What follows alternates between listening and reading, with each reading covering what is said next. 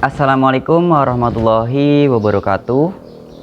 Teman-teman semua, terima kasih teman-teman di grup banyak yang bertanya kepada saya juga terkait dengan program guru penggerak ini, apa yang sudah didapatkan dan bagaimana hasil kedepannya.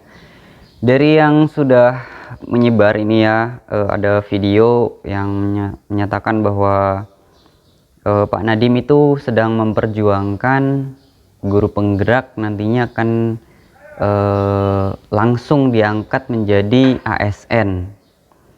Ya, malah kesempatan akselerasi untuk guru honorer yang berhasil diterima dalam program itu. Makanya kita tidak melihat statusnya. Guru honorer pun bisa mencapai posisi tertinggi kalau dia bisa lulus tes seleksi, proses seleksi guru penggerak. Itu benar-benar kita merdekakan, Bu. Jadinya itu dua hal yang berbeda. Itu program kepemimpinan sama kalau yang P3 kan program kesejahteraan berdasarkan minimum kompetensi. Semoga itu jelas. Kita sedang mencari jalan, kita sedang memperjuangkan bagaimana agar lulusan-lulusan PGP ini bisa mendapatkan status ASN karena seleksinya sudah jauh lebih intensif daripada tes tertulis doang, udah di interview, udah harus nulis esai, ya kan, udah gitu harus ngikutin program 9 bulan, jadinya secara logis pemerintah pasti akan memperjuangkan gitu. Tapi tentunya ini kan bukan keputusan Kemendikbud saja Bapak Ibu, kita harus mendapat persetujuan dari Pak RB, menteri-menteri lain ya, jadi mohon kesabaran, tapi secara prinsip pasti kita akan perjuangkan. Dari video-video ini yang sudah tersebar ini memang pernyataan itu betul, beliau sedang memperjuangkan hal tersebut. Kenapa saya bilang betul ya, karena dari angkatan 1, saya sebagai calon guru penggerak di angkatan pertama itu kami setelah lokakarya ke-6 kalau tidak salah itu, kami dimintai datanya dari setiap calon guru penggerak, entah itu statusnya. Jadi data yang tertera itu terutama di bagian status kepegawaian kita itu sudah PNS atau ASN atau belum. Dan kebetulan dari saat penyebaran informasi tersebut ini kami banyak yang bertanya, Pak ini kebutuhannya untuk apa, kenapa kok ada permintaan data guru-guru yang PNS yang lolos guru penggerak dan guru-guru honorer yang lolos guru penggerak. Bu Ketua, malah guru-guru berapa persen Mas Iwan yang sebenarnya masuk guru penggerak yang honorer? 20% Mas Andri. Luar biasa, 20%. Jadi kita tidak melihat status dia. Kita tidak melihat status dia. Kita melihat kompetensi berdasarkan interview yang sangat intensif. 20% dari yang keterima di program guru penggerak itu adalah guru-guru honorer. Jadinya pastinya pada saat dia lulus dari program itu, kita akan memfasilitasi mereka untuk segera mendapatkan status ASN. Jadi honorer itu kalau menurut saya juga termasuk honorer meskipun saya honorer non kategori. Jadi saya bukan honorer kategori 1 dan bukan honorer kategori 2, tapi saya honorer non K2 gitu ya. Jadi GTT tapi maksudnya tetap honorer juga ya, tapi non K2. Dari kata-kata honorer yang akan diangkat jadi ASN, saya juga terus terang merasa senang gitu karena diperjuangkan. Awal pertama saya mengikuti program guru penggerak ini, saya tidak ada tujuan ke sana karena memang ada perubahan yang menurut saya itu saya senangi, karena dengan adanya kreativitas memang awalnya memang saya senangi. Di angkatan 1 tuh tidak ada iming-iming nanti akan diangkat langsung menjadi ASN. Niatan saya di angkatan 1 ya saya mengikuti program guru penggerak karena saya di CPNS tidak lolos gitu kan. Kemudian CPNS saya sampai 2 kali tes itu tidak lolos CPNS ya. Kemudian karena saya orangnya tidak mudah menyerah, kemudian kalau bahasa ininya tuh tembok tuh ya tidak malu gitu. Kalaupun udah nggak lolos ya udah kita coba cara lain, siapa tahu ini akan lebih dilihat gitu kan. Memang kalau dilihat dari guru bakti banyak sekali guru-guru yang berpotensi namun belum beruntung saja di CPNS. Jadi kalau menurut saya CPNS, P3K dan guru penggerak ini sudah beda teman-teman ya, sudah beda alurnya ya. CPNS dan P3K ini mungkin tujuannya ke bukan ke kepemimpinan tapi ke kesejahteraan ya. Tapi kalau guru penggerak ini tujuannya adalah ke kepemimpinan. Jadi kalau menurut saya itu udah beda gitu ya. Yang disampaikan oleh Pak Nadiem juga berbeda ya antara P3K dengan guru penggerak ini. Jadi kalau kita berpikirnya ikut guru penggerak karena langsung diangkat ASN, itu kalau menurut saya itu kurang baik ya. Jadi berpikirnya itu dari sekarang ya, ikut guru penggerak itu memang ingin melakukan perubahan di instansi masing-masing, terutama di sekolah. Nah, dari video-video yang tersebar banyak sekali. Kemudian saya ikut tes guru penggerak, kan lolos ya. Kemudian setelah tes guru penggerak, saya selalu menerapkan membuka akun SIM guru belajar, SIM PKB, kemudian SIM, intinya akun SIM guru itu ya, SIM PKB guru itu saya buka seperti layaknya minum obat. Jadi 3 kali sehari saya buka terus terang. Banyak pesan masuk yang intinya untuk melakukan perubahan bagi kita, entah itu lewat guru belajar, guru berbagi, kemudian guru penggerak gitu ya. Dan akhirnya saya mendapat panggilan dari 2000 pesan yang masuk lewat lewat guru penggerak yang sudah lolos di angkatan pertama. Itu diambil kurang lebih sekitar 18 kalau tidak salah itu. Kemudian alhamdulillah lolos dan dipanggil di sana, bertemu dengan, jadi di sana bertemu dengan orang-orang yang senior-senior terutama, dan saya juga mendapatkan banyak selentingan-selentingan bahwa mulai sekarang dan ke depannya, bagi siapapun yang mau melakukan perubahan, yang mau capek, yang mau kebal terhadap suatu permasalahan dan kita mau menyelesaikan masalah tersebut, itu akan dimudahkan. Artinya kita akan diperjuangkan. Yang mau lelah menjadi seorang guru, mengikuti pendidikan, terutama guru yang selalu terus belajar untuk berkembang, tidak berhenti, mau ngopiak-ngopiak atau mau ngajak-ngajak teman-temannya untuk meningkatkan potensinya, nah itulah yang akan diperjuangkan. Bahkan Pak Nadiem itu menyebut teman-teman, jadi teman-teman semua gitu ya. Saya juga jadi kebiasaannya jadi teman-teman juga nih. Jadi seperti itu teman-teman. Menurut saya perjuangan beliau ini patut untuk kita tiru. Jangan hanya kita melihat besok kita langsung diangkat jadi ASN. Terus terang saya juga dari 2012 saya bakti, ya pengen banget ya jadi ASN. Dengan adanya setelah saya hampir selesai pendidikan guru penggerak ya, ternyata ada selentingan ini, ya kabar gembira juga bagi saya. Tapi sebelum itu juga saya sudah mengikuti beberapa kali panggilan dari kementerian, dan memang di sana juga disampaikan bahwa akan diperjuangkan untuk kepala sekolah, pengawas maupun guru-guru di LPTK gitu ya. Jadi gurunya guru gitu ya di LPTK itu. Nanti kalau di LPTK itu berarti bahasa ininya tuh kayak di kampus-kampus gitu ya. Nanti bisa juga jadi asesor PPG gitu langsung.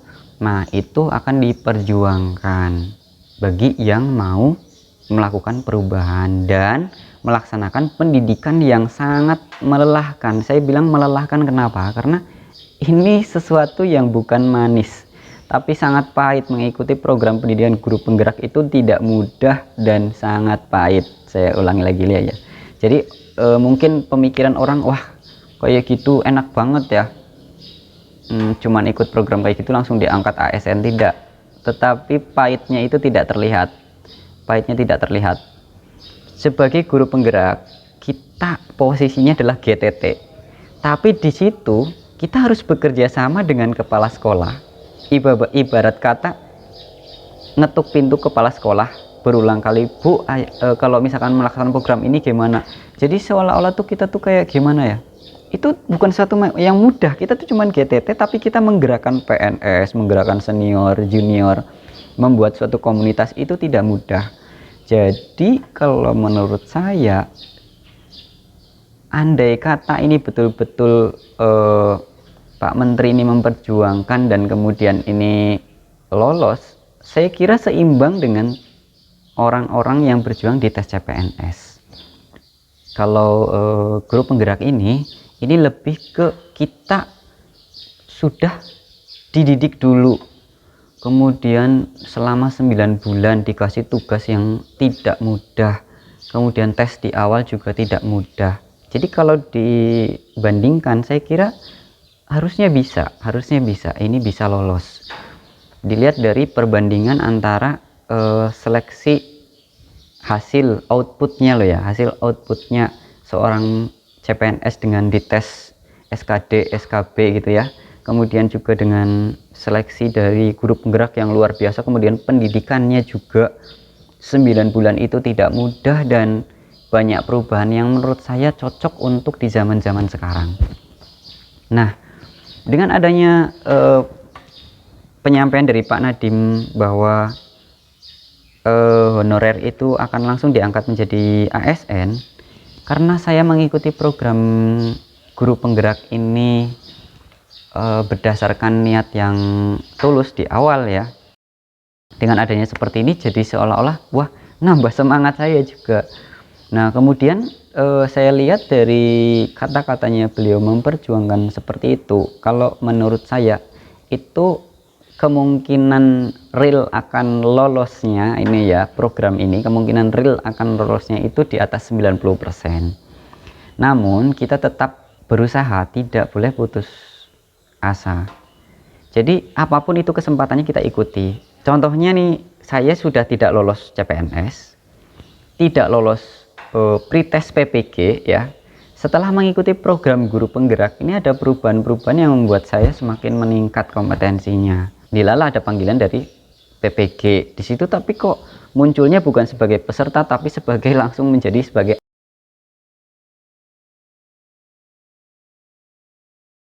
Namun setelah saya ikuti karena itu sistem ya saya tetap ikuti dong. Itu mau dari sistemnya yang sana salah atau gimana saya tidak tahu ya. Mungkin kenapa kok saya tiba-tiba jadinya di situ tulisannya ya syarat-syaratnya ya tetap saya ikuti. Meskipun saya tidak tahu nanti ke depannya seperti apa.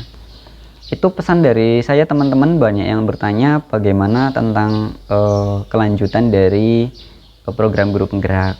Nah, nanti di sesi video berikutnya saya akan menyampaikan pendidikan guru penggerak yang telah saya laksanakan itu seperti apa, susahnya itu seperti apa, jangan sampai kapok. Karena beberapa video yang dilaksanakan juga tidak langsung dipublikasikan. Ada beberapa video yang tidak saya publikasikan. Jadi tujuannya itu sudah jelas ya ke sana ya. Kalau LPTK sudah pasti itu lembaga yang tentunya didukung oleh Kemristek Dikti ya. Jadi sepak terjangnya Pak Nadiem ini kalau menurut saya sangat didukung oleh Pak Presiden ya. Kenapa? Karena awalnya kan beliau tahu sendiri ya, awalnya jadi sekarang sudah Kemdikbud jadi Kemristek, alurnya sudah kelihatan ya teman-teman ya. Pendidikan yang saya dapatkan di program pendidikan guru penggerak ini, awalnya saya sering berpikir berbasis masalah, sekarang jadi saya sering berpikir berbasis aset, masa depan, potensi sesuatu yang lebih baik. Karena betul kata instruktur saya menyampaikan bahwa ketika kita berpikir positif itu adalah suatu doa. Namun kalau kita selalu berpikir negatif terus itu juga suatu doa. Jadi betul yang disampaikan di sini di chat-chat di Facebook grup itu ya, banyak yang amin amin semoga terlaksana dan sebagainya. Itu sudah termasuk doa. Tapi ada juga yang masih berpikir berbasis masalah gitu. Ada dalam program pendidikan guru penggerak itu ada yang namanya asset based thinking, berpikir berbasis aset ya. Nah, sebelum saya mengikuti program guru penggerak, terus terang saya selalu berpikir berbasis masalah. Pikirnya kalau misalkan pendidikan di Indonesia seperti apa? Kalau ada pertanyaan seperti itu, saya jawabnya masih rendah. Kenapa saya jawab masih rendah? Berarti saya berpikir berbasis masalah. Namun kalau misalkan jawaban kita, pendidikan di Indonesia sekarang sedang membaik dan akan terus membaik dengan adanya guru-guru yang mau melakukan perubahan meskipun di masa pandemi COVID-19. Nah, itu udah berpikir berbasis asset based thinking. Beda dengan deficit based thinking ya. Kalau deficit based thinking itu berarti dia berpikir berbasis masalah. Ya, kalau asset based thinking berarti dia berpikir berbasis aset atau potensi. Jadi kesimpulan dari apa yang saya sampaikan dari awal sampai akhir dengan adanya pernyataan guru honorer, entah itu honorer K1, K2 maupun non kategori, itu termasuk honorer kata GTT juga mungkin termasuk, itu saya yakin 90% ke atas ini akan terrealisasikan. Lalu bagaimana dengan guru honorer yang sudah mengikuti program guru penggerak dan akan selesai atau lolos seleksi pertama gitu ya, sudah mengikuti pendidikan dan akan selesai, apakah harus ikut P3K?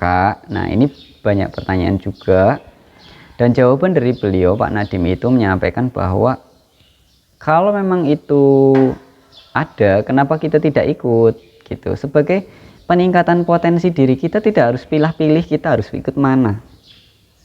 Nah, dari kata-kata itu ya, di sini guru penggerak saya sudah hampir selesai pendidikannya, sudah selesai ya, hampir selesai. Kemudian ada panggilan PPG. Kenapa kita tidak ikut? Jadi dari kata-kata itu ya saya tetap ikut. Padahal saya tidak lolos di pretest PPG awal. 2019 saya tidak lolos di pretest PPG. Nah, kemudian setelah seleksi tidak lolos, ya udah, saya tidak menyerah, apapun ada peluang ya tetap saya ikuti. CPNS saya ikuti meskipun mungkin nilai sudah bagus tapi ya tidak beruntung gitu ya. Ya udah, saya ikuti di tes guru penggerak. Alhamdulillah prestasi-prestasi yang sudah diraih selama saya menjadi guru bakti, akhirnya dengan adanya Merdeka seperti ini, kita masih bisa untuk mencari, menunjukkan dan meneruskan potensi-potensi kita dan kreativitas kita.